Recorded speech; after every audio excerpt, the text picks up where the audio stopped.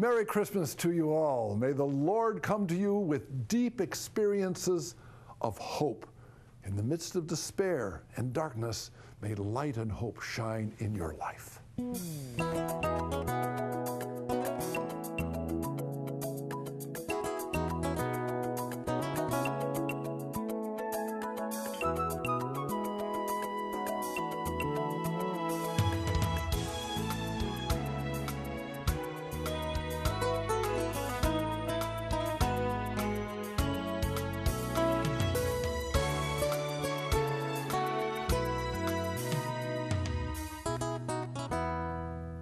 Merry Christmas to you all. My name is Father Mike Manning. I'm a Catholic priest, and I'm coming to you with God's love, especially at this time of Christmas. Isn't it marvelous to be able to experience the joy and the hope of Christmas? When I started thinking about Christmas and what I wanted to share with you, many thoughts came, and yet I've never spoken of the power of hope with regard to Christmas. And I'm hoping you're going to share with me or stay with me as we try to come closer to the wonderful gift of hope that we receive from God. Let me begin by reading to you from the Bible.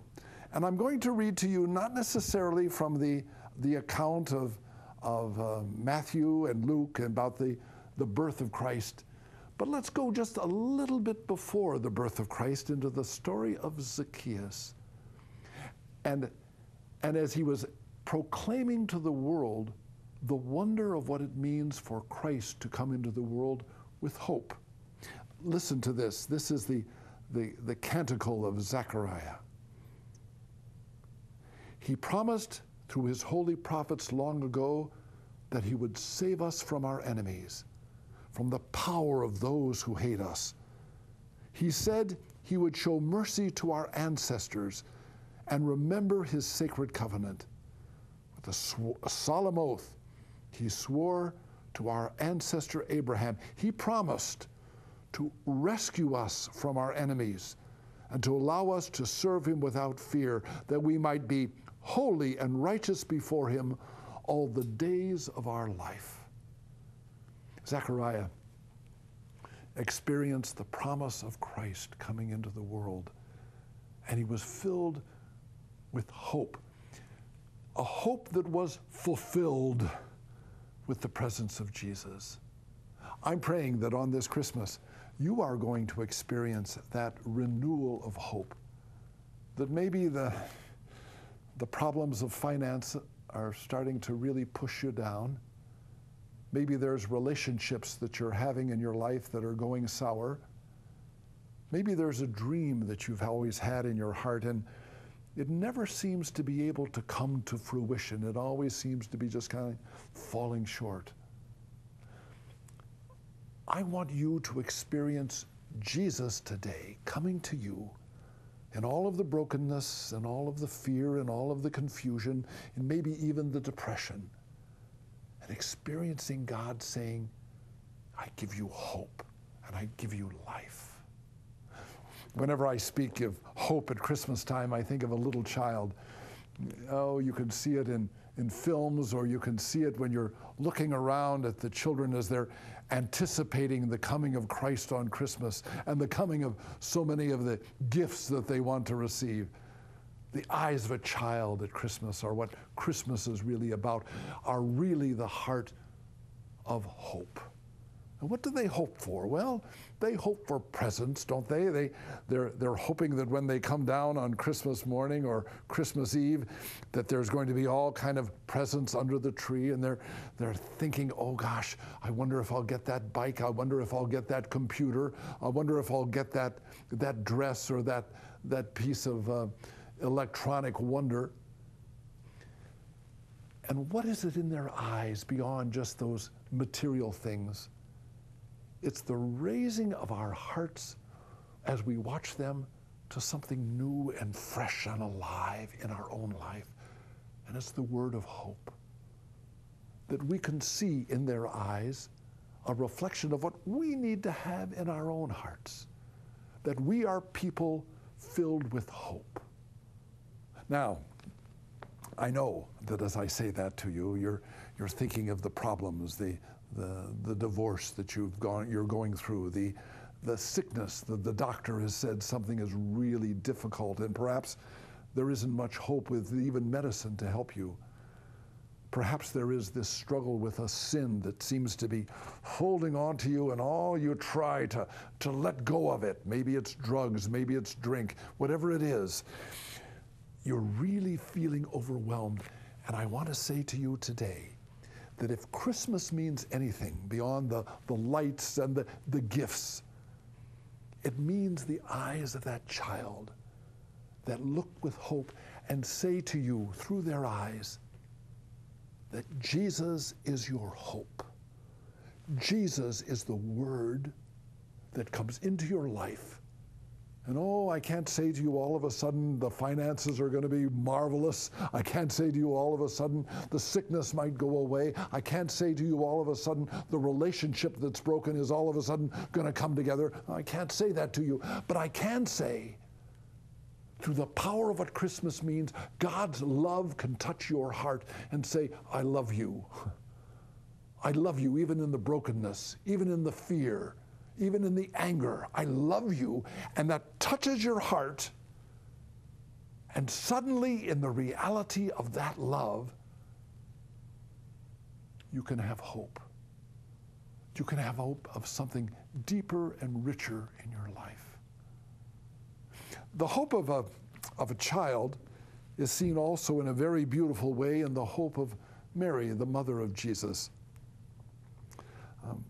I love the account of the Annunciation when the angel comes and says to this young girl, maybe 13, maybe 14 years old, maybe even younger, said, would you become the mother of the Messiah? You know, and the whole world is waiting for what she might say. And she says, yes. But I want, just as I went back to Zechariah, which comes into the story before Jesus was born, let's go back to listen to the words of Mary and see the hope that Mary typifies in our own life. Now, remember the situation of Mary, and remember the situation of the Jewish people at the time of Christ's coming. They were people who were dominated by foreign powers. At the present time, the Romans were in control of their world, and they even had a military base right outside the Holy Temple in which they lived, watching over them. And they had to pay taxes, and they hated this fact of the Romans were there. Oh, but before the Romans, there were the Persians. Before the Persians, there were the Babylonians, and before the Babylonians, there were the Assyrians.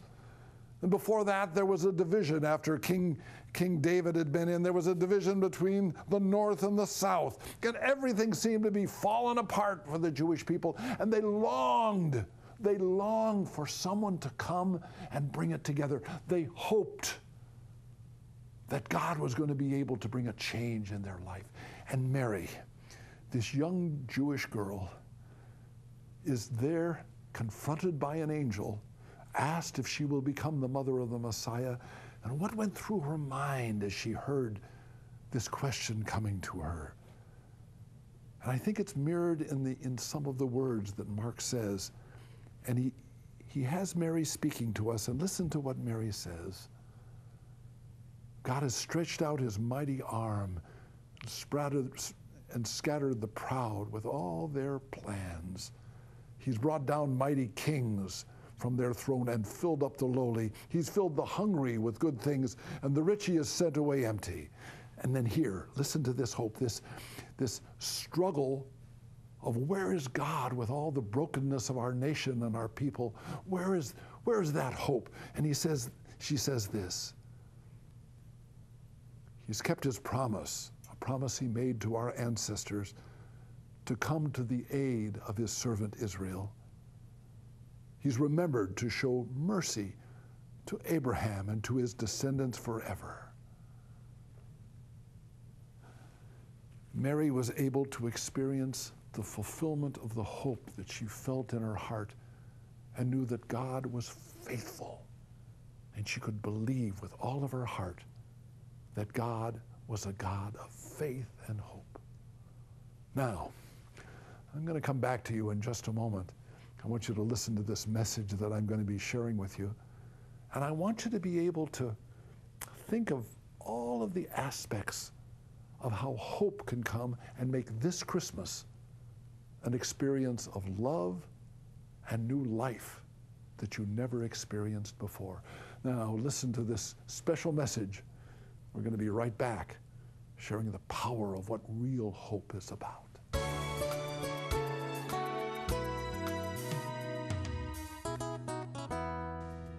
If you want to know God, you've got to be able to really get into the Bible.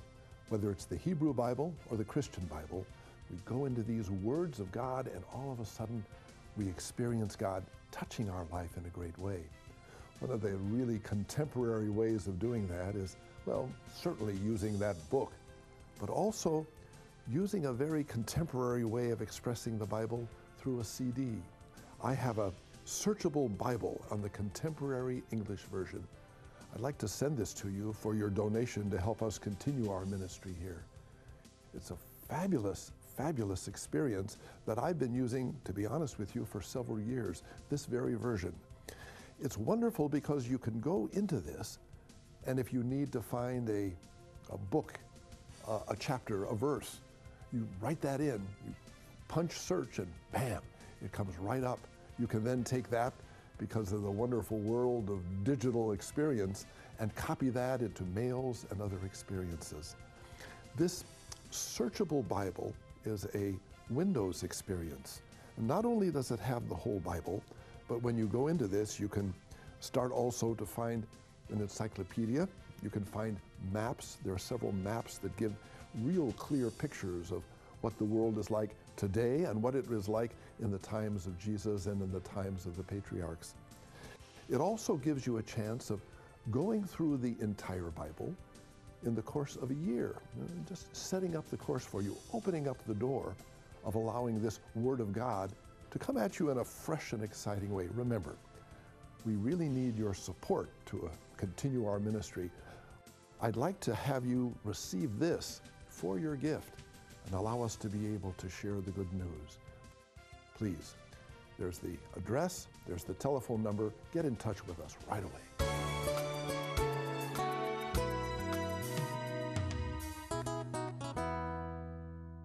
As we talk about Christmas and hope, I'd like to share with you some of the thoughts that I've come up with in my own life of what hope really means. Number one, hope. You know what I hope for? I hope that I can know God. Know God, my Creator, the source of who I am. Oh, I can read the Bible. I can listen to God speaking to me in my heart. I can find it in the eyes of people that love me, even people that challenge me, and not just always saying the good things. I know God through Jesus, and that's my hope. And I believe that Christmas is the fulfillment of that hope. Next, I have the great hope of forgiveness. When I quietly look at my own life, I know that I've fallen short. I've committed sins. I've broken relationships. I've not lived up to the dreams that I know God has for me in my heart. And yet, welling up, and again, especially here at Christmas time, is the hope that God will forgive me. And not just say, you're forgiven, but through the forgiveness, empower me to be able to move on with hope and power and love. So, if you really want to celebrate Christmas, be a person filled with the hope of God's forgiveness and the confidence that the Lord will never let you go. Then we come to the next, and it's the hope of peace and security. Oh, as I watch the news, I'm filled with the sadness of what goes on with wars, with tragedies that happen with earthquakes, with floods. And I long not only in my own heart, but I long that peace and security can touch the hearts of everyone around the world. And I know that I can do that through my prayers. I can do it through my donations. I can do it through my involvement in perhaps world organizations. Maybe I can also be concerned about the homeless people that are staying right here outside the studio. I can have hope with regard to the great, great pain of sickness.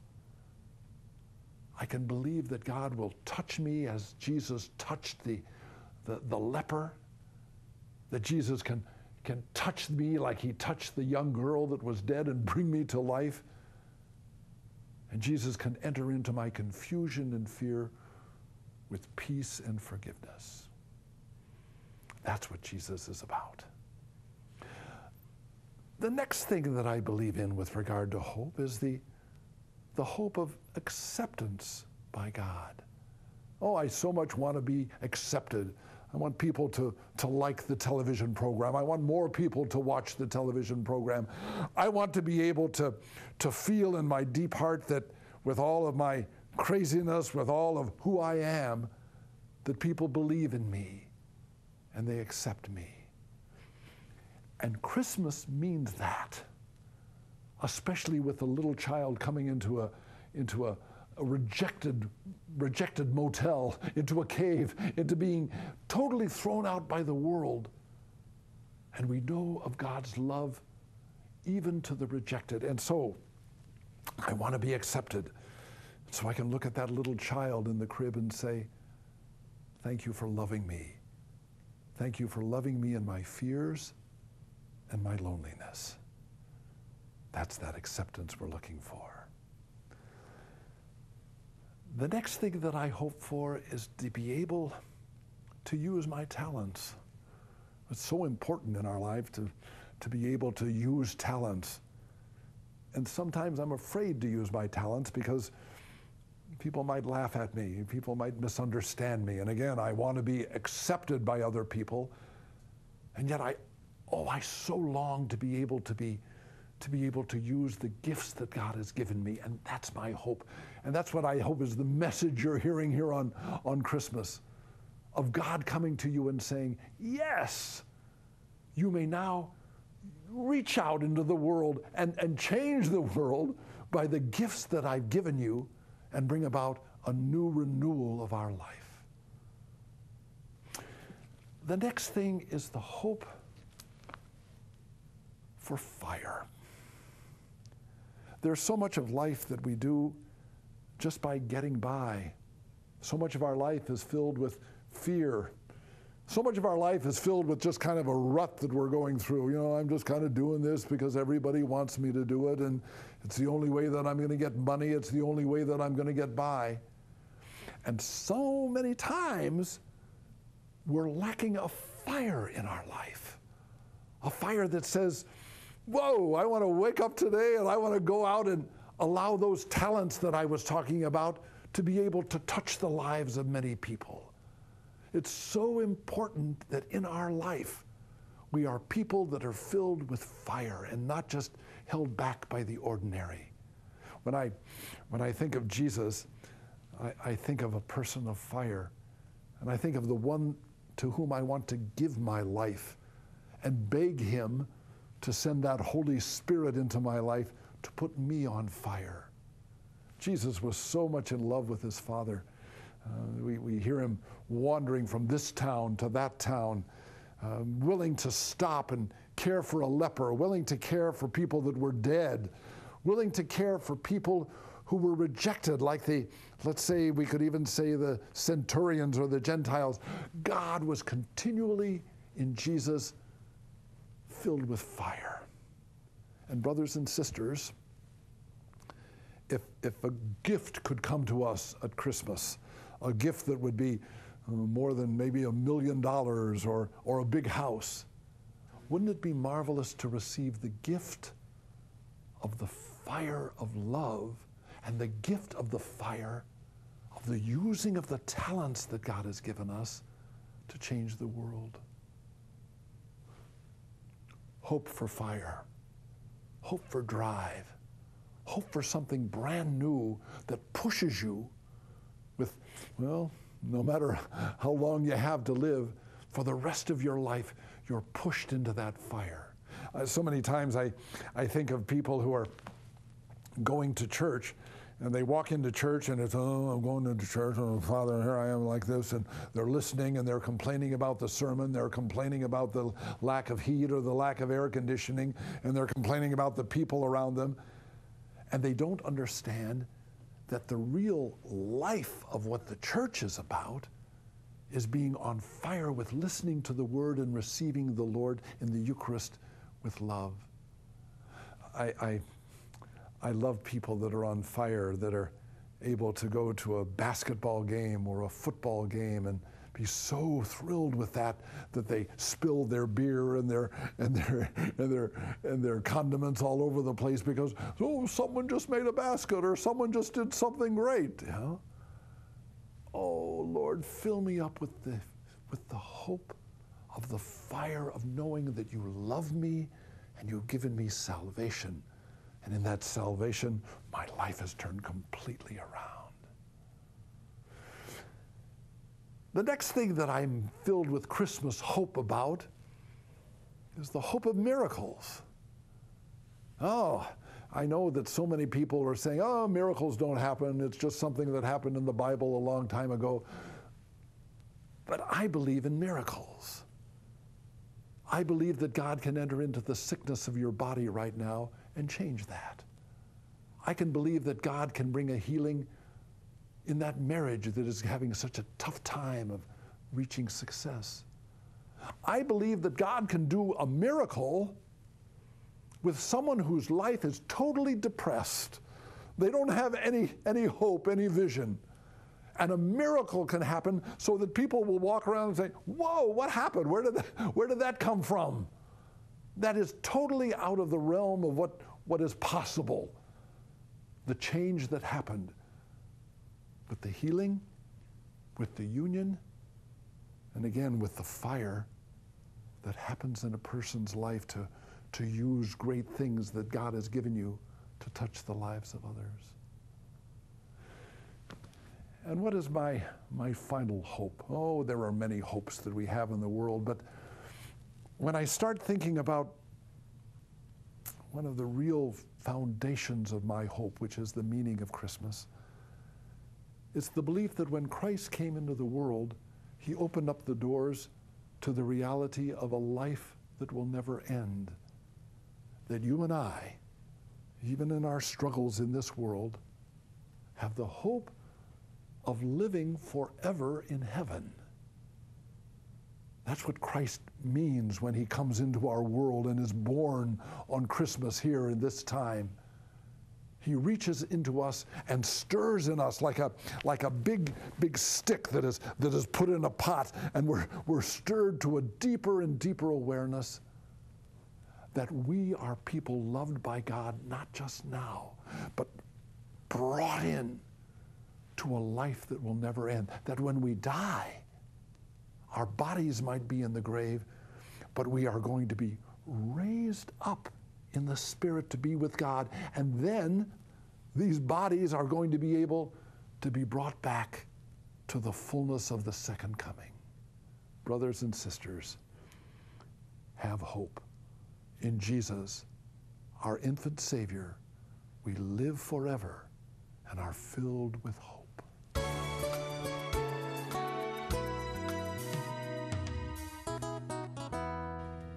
The Bible is your way of coming in contact with God. I want you to do something a little more contemporary. I want you to be able to use your computer. I have a wonderful gift that I want to send you for your donation to allow us to continue this television ministry. It's called Searchable Bible, the Contemporary English Version. It's for Windows.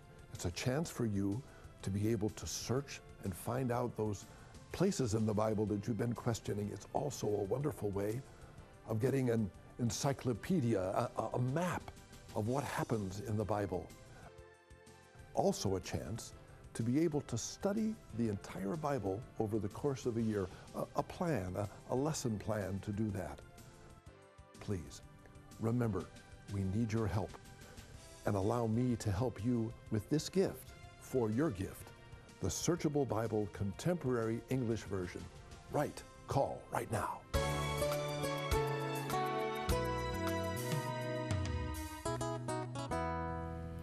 One of the most important aspects of Christmas is prayer.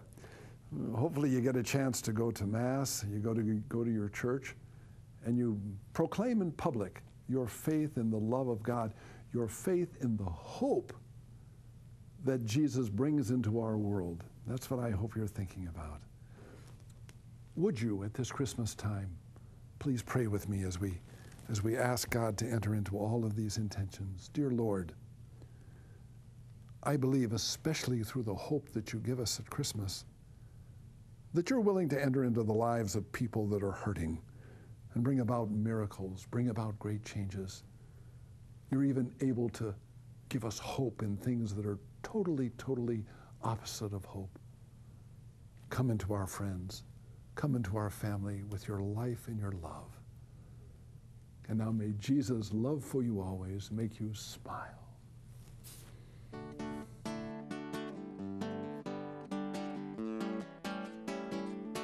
Feliz Navidad,